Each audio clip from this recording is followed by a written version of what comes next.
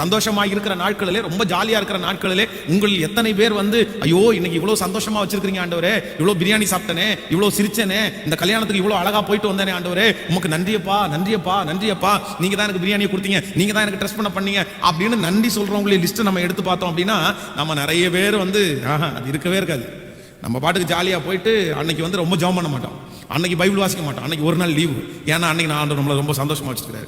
ஆனால் அதே நேரத்தில் என்னைக்காவது ஒரு நாள் ரொம்ப துக்கப்பட்டோன்னு வைங்களேன், உடனே எசப்பா உங்களை விட்டா எனக்கு யாருப்பா இருக்கா, ஆண்டவரே ஆண்டவரே ஆண்டவரே. அப்போ நம்மளை பொறுத்த அளவில் இந்த துக்கங்கள் எல்லாம் வருகிறது நல்லது தான். ஆனால் ஆண்டவர் வாக்கு கொடுக்குறாரு, உன் துக்க நாட்கள் முடிந்து போகும்.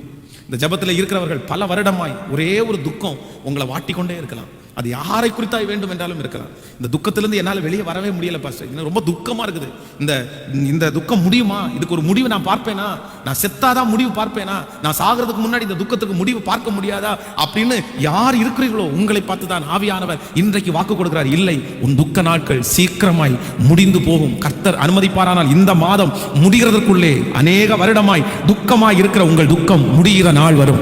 பல வருடமாய் ஒரு காரியத்தை குறித்து துக்கமாய் இருக்கிற, மகனை குறித்து துக்கமாய் இருக்கிற, மகளை குறித்து துக்கமா இருக்கிற, இல்லையென்றால் உலகத்தில் இருக்கிற பல காரியங்களை குறித்து மிகவும் துக்கமா இருக்கிற ஆண்டவருடைய பிள்ளையே, உன் துக்க நாட்கள் முடிந்து போகிற ஒரு காலத்தை கர்த்தர் இந்த மாதத்திலே கட்டளையிட போகிறார். அது இன்றைக்கு இரண்டாவது விசை கர்த்தர் நமக்கு கொடுக்கிற வாக்குத்தத்தம். நம்புறவர்கள் ஹல்லேலூயா ஹல்லேலூயா.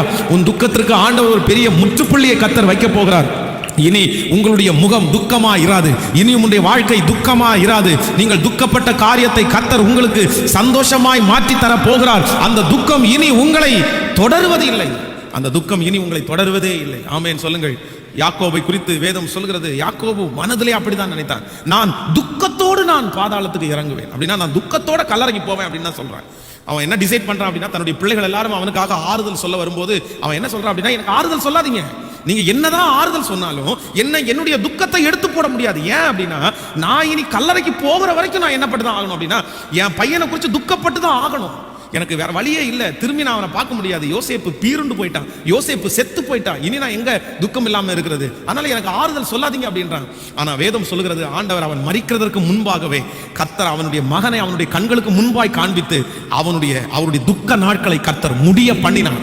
ஆமென் சொல்லுங்கள். எந்த மகனுக்காக அவர் துக்கமா இருந்தாரோ அந்த துக்கம் இனி துக்கப்பட வேண்டிய அவசியம் இல்லை.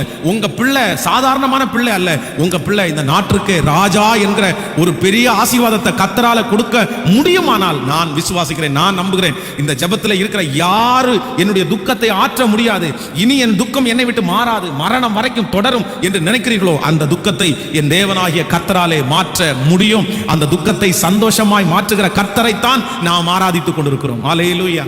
ஸோ அவர் வாக்கு கொடுக்கிறார், உன் துக்க நாட்கள் என்ன பண்ணும் அப்படின்னா முடிந்து போகும். ஆமென். வேதத்திலிருந்து ஒரே ஒரு தாயார் அவங்கள மட்டும் நான் எடுத்து, அவர்களுடைய துக்கம் பல ஆண்டுகளாக அவர்களுக்கு தாங்க முடியாத ஒரு துக்கம் அவங்க மனசுல ஆளுகை செய்கிறது. ஸோ அந்த துக்கத்திலிருந்து அவர்களை வெளியே கொண்டு வருவதற்கு, அந்த துக்கத்தை ஆறுதல் படுத்துவதற்கு எத்தனையோ பேர் அவர்களுக்கு முயற்சி எடுத்தாலும் அவங்களுக்கு நடக்கவே இல்லை. அன்னாளை குறித்து வேதம் சொல்கிறது, அவருடைய மனதிலே ஒரு மிகப்பெரிய துக்கம் ஒன்று இருக்கிறது. ஏன் அப்படின்னா, அவங்களுக்கு குழந்தை இல்லை அப்படின்ற ஒரு துக்கம். அந்த துக்கம் வந்து அவர்களை மனசை ரொம்ப பாதிக்குது. அப்போ அவருடைய கணவனார் சொல்றாரு, நீ ஏன் சாப்பிடாம இருக்கிற, நீ ஏன் அழுது கொண்டு இருக்கிற, எல்லா பிள்ளைகளை பார்க்கல நான் உனக்கு வசதி இல்லவா, நான் உனக்கு எவ்வளவு செஞ்சிருக்கிறேன், உன்னை நல்லா தானே பார்க்கிறேன், உனக்கு பிள்ளை இருந்தா கூட உன்னை இப்படி பார்க்காது இல்லை, அவ்வளவு நான் உன்னை பார்த்துட்டு இருக்கிறேன்ல. அந்த அன்னாளுடைய துக்கத்திலிருந்து அவள் வெளியே வருவதற்கு அவருடைய கணவனார் வந்து பெரிய பிரயாசம் எடுக்கிறார். சாதாரணமான பிரயாசம் இல்லை. அதான் எல்லாருக்குமே பங்கு வச்சுட்டு அன்னாளுக்கு மட்டும் எக்ஸ்ட்ரா பங்கு வைக்கிறார். எல்லாத்துலயும் அவளுக்கு ஒரு முன்னுரிமை, எல்லாத்துலயுமே அவளுக்கு ஒரு சரி, அவன் மனசு ரொம்ப வேதனைப்படும், அவன் மனசு ரொம்ப கஷ்டப்படும், அதனால அவளை கஷ்டப்படுத்த வேண்டாம், அவளுடைய சந்தோஷமா இருக்கணும், அவன் மகிழ்ச்சியா இருக்கணும், 4 பேர் சந்தோஷமா இருக்காங்கல்ல, எல்லாரோட அவ சந்தோஷமா இருக்கணும்.